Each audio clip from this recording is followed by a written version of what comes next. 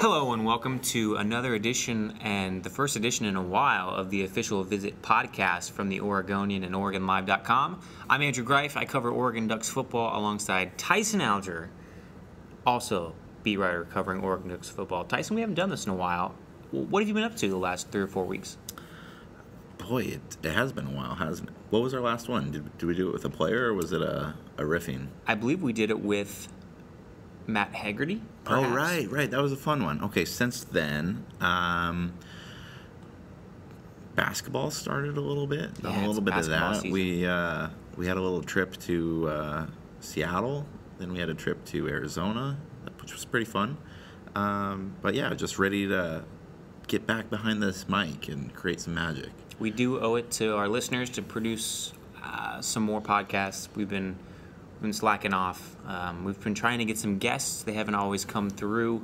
We're going to try to get you some more top billing guests in the coming weeks, and hopefully we'll get some more interesting people than us two. Because our parents demand it. Hi, Mom. We are going to be talking to not a family member, but a former friend, a former coworker, I should say, current friend, Connor Letourneau. He's our guest today. He covers California Golden Bears for the San Francisco Chronicle. You can follow him on Twitter at ConCron. Which is the best Twitter handle. Which I came up with. Yeah, did you? I did. Did you make him pay you for it? No. Okay. Well, that was stupid. But he's going to be showing up in a couple minutes by telephone. We're very excited to talk with Connor again. But until then, let's talk a little bit about Saturday's 7:30 kickoff against Cal, and where Oregon might go beyond that this season. So, can we start off with a little bowl talk? Is that being presumptuous, talking about the bowl with a 5-win team? I think if Arion Springs doesn't intercept that ball last week against Arizona State, it might be a little bit ahead of schedule to be talking about a bowl game, because then the Ducks would be looking at having to win 2 of the next, what do they got, 4 games left? Yep. Yeah. No, they'll make a bowl. They have 4 games left. 3 of them are against tough opponents. One of them is, with all due respect to Oregon State, a bad Oregon State team. A bad Oregon State team. They'll win at least one of those. But this isn't the sort of excitement that we had last season. Last night was the first unveiling of the college football playoff rankings, and instead of Oregon fans being worked up like they were last year when they were 5th in the initial rankings instead of 4th, I don't think any Oregon fan, even the craziest ones, had any misgivings that they would be in that thing last night. So instead, we're looking at possibly the Vegas Bowl. Is that right? That's what ESPN and CBS have projected. The Vegas Bowl is December 19th, generally regarded as the lowest tier Pac-12 bowl. Pac-12 has 6 bowl games that they're contractually tied with. Vegas Bowl, it's not where you want to be in terms of prestige level. It's where a lot of fans want to be. I was going to say from the player standpoint maybe, but fans and media, yeah, sure, why not? Then you go up to the dreaded December 26th games, and I only say they're dreaded because the timing.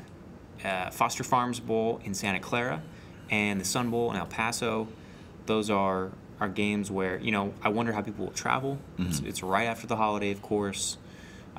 There's some smattering games after that, of course. Alamo Bowl and Holiday Bowl, Cactus Bowl January 2nd, Rose Bowl, obviously. The Cactus Bowl would be such a weird just vibe to it, because it's after those New Year's Day bowls. It's just late in the season for a relatively not meaningless, because obviously a lot of work goes into those things, but it would just kind of be like showing up to the party after everybody's gone already.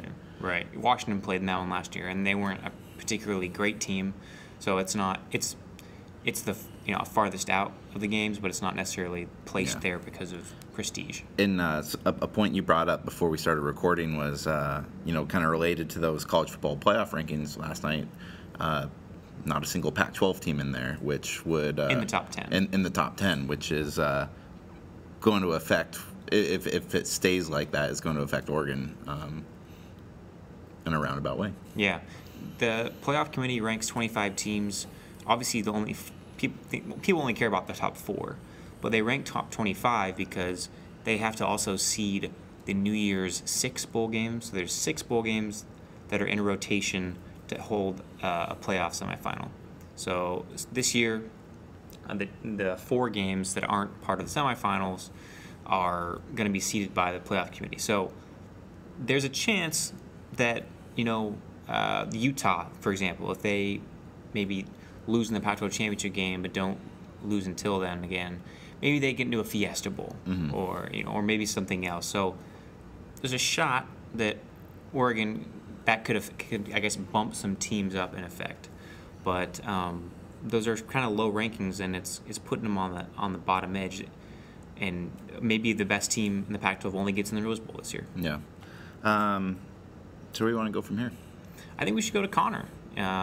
We've got him coming up on the phone line, and let's talk some Cal Bears. Yeah, and assuming that my editing process is spot on, it's going to sound like he's just joining us. Hey, so here is Connor Letourneau, San Francisco Chronicle beat writer, friend, reporter, just an all-around great guy. Thanks for joining us from Berkeley. Are you in Berkeley? Are you in the city? Where are you at right now?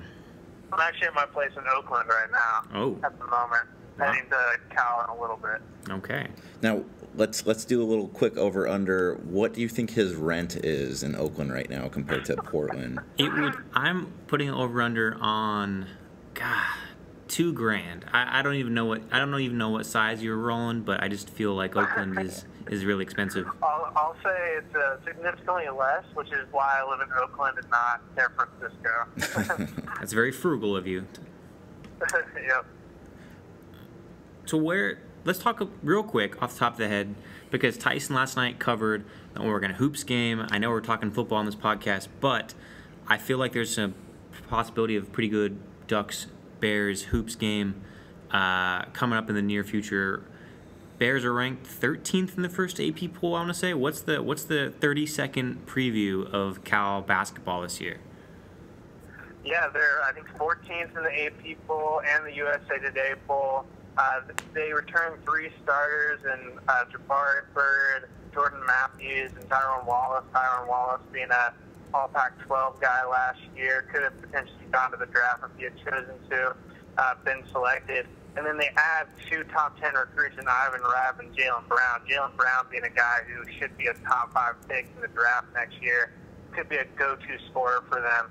So they went from not even making the postseason last year to being a consensus top 15 team that could challenge Arizona in the Pac-12. Have you? I'm not sure what your access or how busy you've been with that has been so far. We've been able to see a couple of the Ducks open practices. They had an exhibition last night. Just what have you been able to see from Brown so far? Does he kind of look like he fits the bill of kind of the hype that came in with him? He's the real deal. They had their kind of fan open scrimmage last week, and just in warm-ups, he did a 360 between the legs dunk, just messing around. That's something that you would have seen, in NBA All-Star Weekend. It was unbelievable, and that's just the type of athleticism this guy has. I see him settling in as a first-year guy and being someone that can score 17, 18 a game. He's their best player right now, and that's taking into account that they have an all Pac-12 returner. There's a rumor going around that if you gave him 2 weeks to prepare for it, Andrew Greif can dunk. True? Really? Well, I might get close, yeah. Okay. Well, it's nothing like... You was an all-league player at North Bend, weren't you? I was, and I was... my summer before my senior year, I could pull off quite an array of dunks. I'll leave it at that. I'll let the imagination wander. But it was my high point, literally and figuratively. So let's get to down to the nitty gritty. Why is Jared Goff so terrible lately? that's definitely a way overreaction. But just what's kind of been the difference the last couple weeks compared to that absolutely kind of stellar start to the season that Cal had? Yeah, I actually just read about that yesterday. So obviously his first 5 games when they were 5-0, he was playing himself into the Heisman conversation, was as good as anyone in the country, was the unquestioned top quarterback prospect in the NFL draft. Since then, he's thrown as many interceptions as touchdowns. has touchdowns.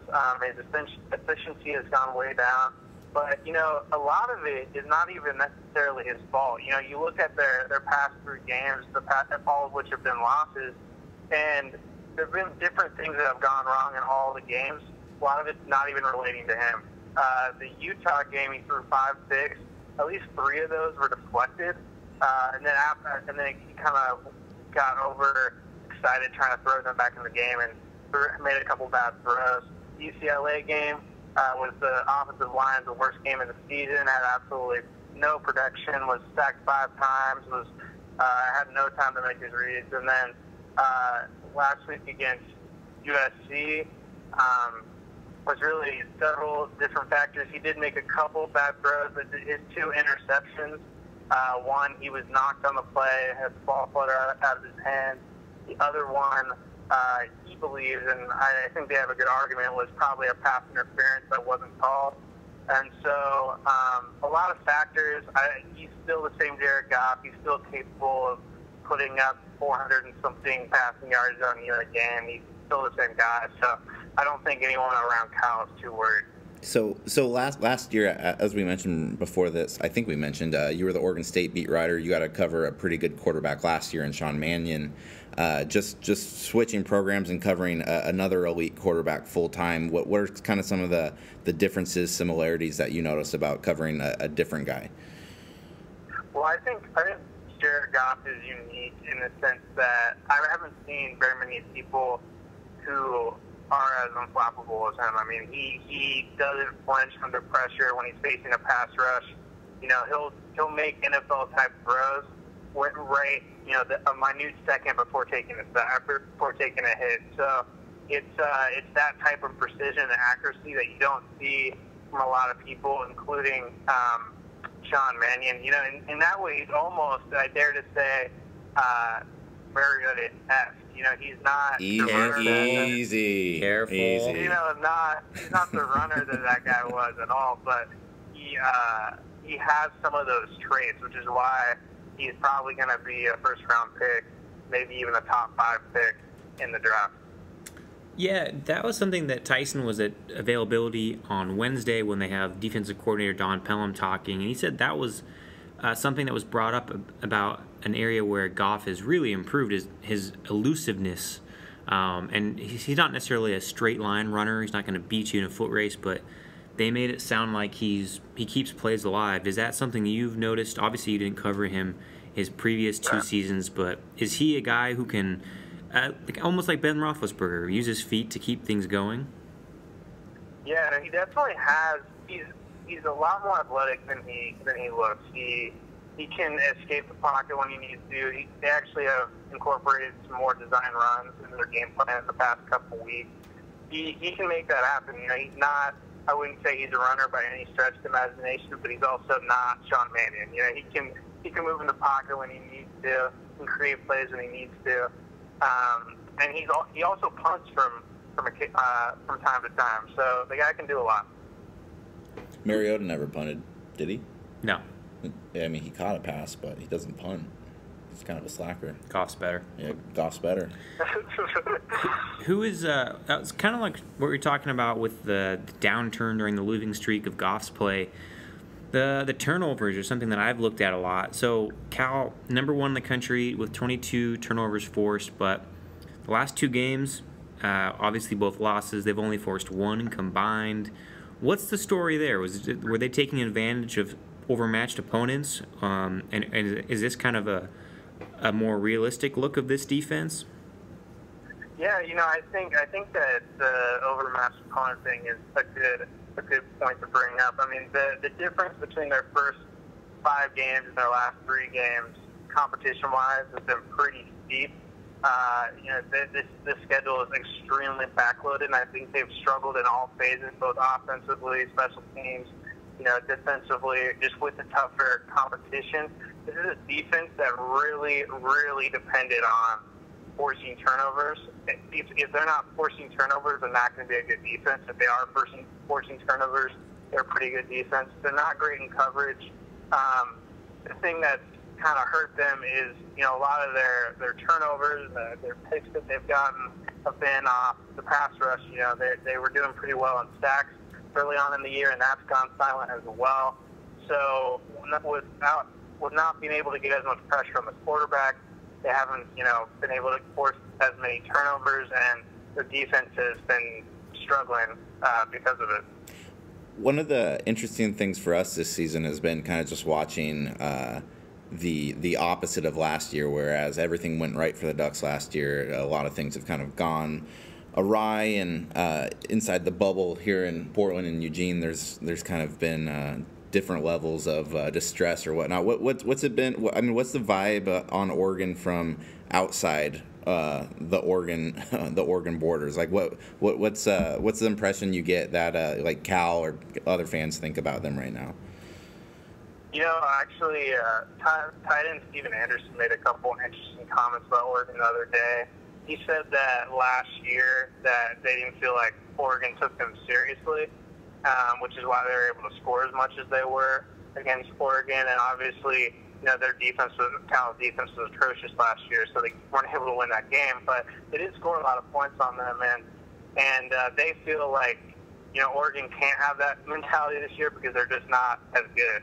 Multiple guys have said that they can't have that same mentality because they just can't overpower them the way they did last year. So they don't. I think that they're very aware of Oregon's shortcomings. They've talked about the secondary being young and that kind of thing. But at the same time, it's still Oregon. They're still taking them seriously. They still remember that game from 2 years ago where maybe Goff's worst game of his career, where he's pulled up to the first quarter, in that torrential downpour. So they remember all that. They're motivated. As you guys probably saw, one of the D tackles, Mustafa Jalil, brought to the press conference yesterday, stopped by a Chinese restaurant in Berkeley before he came to the press conference and brought roasted duck and was saying, let's get the party started, and kind of laying the gauntlet down right away. So I haven't seen them this motivated all year. I mean, they are pumped just talking about this game. So I think they're going to have plenty of inspiration. I saw a quote from Jalil saying that Oregon doesn't want this as bad as we do. Did he say that? He did say that. He said he initially said, we know Oregon wants this as bad as we do. Actually, I take that back. They don't want this as bad as we do. We want this really badly. So I think that was the paraphrase of what he said. But yeah, I mean, he had to catch himself and remember to, kind of motivate his guys, I guess. I see that he said he left the chicken up. I mean the duck up there. Did you have any? No, he offered it to us, and then the media relations guy swooped in and got rid of it. But no, he didn't. He wasted, I looked at the menu, he wasted a good $6.25 on that. He didn't even need it. The SID guy got rid of it in air quotes, as in he brought it back to his office and had a nice lunch. I heard that they ended up giving it to one of the support staffers. Yeah. So. At least they got rid of it. Just maybe it's inside baseball for listeners, but what's it been like to cover Cal? I remember you saying before you left that Sonny Dykes opens up his practices at least a couple days of the week. What's the vibe like around Berkeley? Obviously, he's kind of in a situation where he needs to win. I'm sure he could be paranoid if he wanted to. What's Dykes like to cover? What's that team like to cover? It's been a great experience for me so far. They have fall camp and spring ball totally open. During the season, they have one practice open a week, and then the rest of the access is pretty good. The guys they don't take themselves too seriously. As a guy who's only been on the beat a couple months, I've already gotten plenty of one-on-one time with Coach Dykes. He's pretty much an open door policy, which has been great for me. So it's been nice. The thing about Cal that you have to keep in mind is they're like the sixth or seventh biggest show in the area. They got 2 NFL teams, they got 2 MLB teams, they got the Warriors. So for them, they're just kind of appreciating any type of exposure and attention they can get because they're not, the big show in town. All right, so what's give me two X factors, offense and defense. Obviously, we know Goff, we know Kyle Cragen, the defensive end, who's a Hendricks Award. Who struggled of late, but He has, but he's gotten a lot of praise for the Hendricks Award, of course, the nation's best defensive end award. Like, there are some big names. Do you have a couple X factors you'd point to as people that our listeners can go to parties before this weekend and impress their friends by knowing?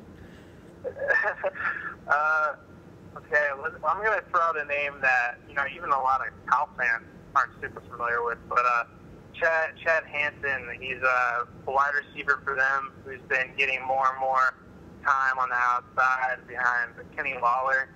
They feel like Kenny Lawler's been a little bit overworked for them, and so they've been trying to get Chad Hansen in there more. He's a transfer from Idaho State, big sky country for you, Tyson. Idaho State, though. Idaho State, yeah, who runs a 4.440. I expect him to have a decent amount of opportunities Saturday. I wouldn't be shocked if he could have kind of like a breakout game because they really like him, and I know that Oregon's not really going to be game planning for him. So that's a name I'm going to be watching.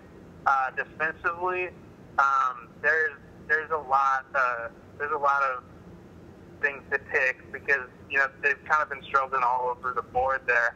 I think the big thing for them is going to be getting that pass rush going, and I know Oregon's going to be game planning for Cragen, so it's going to be important for a guy like Devontae Wilson, who's their other starting DN. He spent a little bit of time at USC back in the day. It's going to be important for him to get it going. Their D tackles need to DT up there. Jaleel and Looney, who's a transfer from Wake Forest. So those are kind of some names I'm watching out for. I think the last important question we have is, do you miss us? I do, man. You miss me. I miss I'm on an island out here. I miss having people my age to hang out with. So well, I do miss you guys. Well, we have a nice fella named Danny Moran taking your spot now, and frankly, he's wonderful. So. No, he's been doing a nice job. I've been following his stuff. So. What's your favorite restaurant you've had in the Bay Area so far? Well, my girlfriend lives right next to Chinatown, so there's a bunch of phenomenal Chinese restaurants that I've really been liking. It's too bad you guys actually don't have the Berkeley trip, but next year I will definitely take you guys out, and hopefully we can maybe get a bite before the game Saturday or something. Yeah, well, I just got approved for Bay Area hoops trip, so I'll see you down there for that. Oh, that's great. Good. I missed you at Media Day last month, so yeah, that'd be great. All right, break it up. All right. Well, Connor, thanks for joining us. Look forward to seeing you this weekend. Ducks and Bears kick off at 7:30 p.m. Another late kick. Wonderful. This is the Official Visit podcast. Any last words, Andrew? No, just thank you, Connor Letourneau, for coming on, and we'll have hopefully some more guests in the future.